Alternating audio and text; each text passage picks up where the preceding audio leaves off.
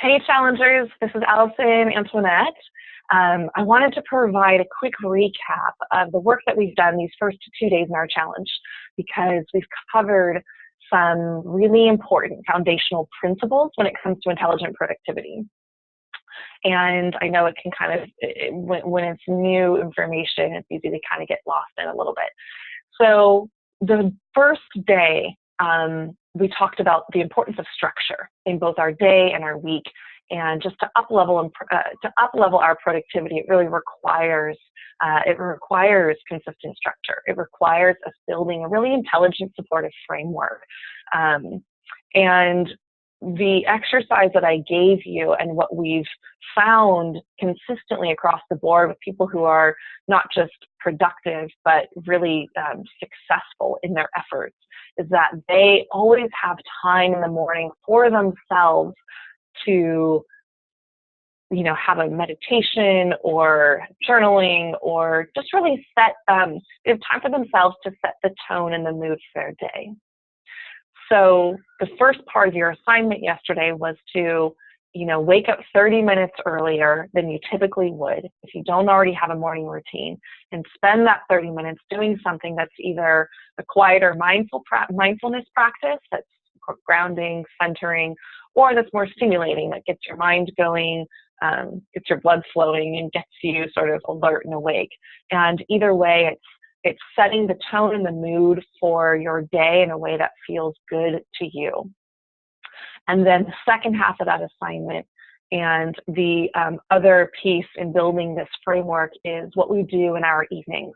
And so in the evening, whether it be right after right before you leave work for the day or before you go to bed, you're taking a few minutes to reflect on what worked well for me today and what didn't work so well.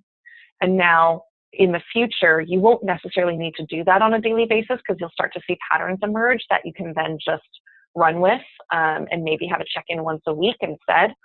But in the beginning, you want to do that reflection exercise more consistently. And alongside that, you want to be setting into place, what are my top 5 tasks that I need to get done tomorrow?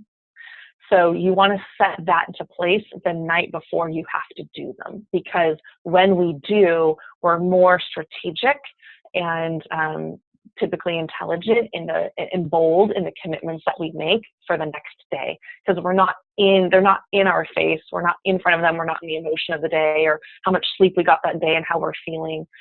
And so that was day 1. Day 2, today, we talked about the Pareto principle and how to begin applying and just thinking about our productivity differently. The Pareto principle is the rule of 80-20.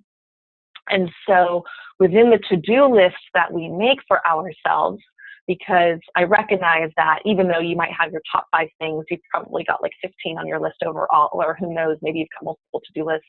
But within those lists, what we want to do is start to look at it through the lens of which tasks here am I getting the most return on my investment on, the most return for the time and effort and money that I put into them, which tasks are actually giving me the return that makes it all worth it. And once we begin to identify that, we want to make those tasks our priority and make those tasks what we tackle first in our day, or at the very least our week. Maybe we just spend Monday on all of our high ticket items instead of like an hour every morning. And so that's it. I think you guys are doing great so far. I love the comments that have been coming in. And, what I encourage you to do from here is to, continue paying attention to where you get distracted, noticing where the squirrels or the shiny pennies come in and that want to pull away your attention. Nothing to do with, no need to do anything with them. Just pay attention to when that happens and what those distractions are, and then start to really look at the things that you're doing today and in the days to come through the lens of like, what am I getting? What is the return on my investment here? And what is sort of the 80-20 of my to-do list? Because within that, as we start to really dive deeper into that, that's where the intelligent productivity comes into play and then really shines in a way that's meaningful. So I'll stop there. Okay, feel free to send questions as needed, and I will look forward to seeing you all tomorrow at 9 a.m. Bye-bye.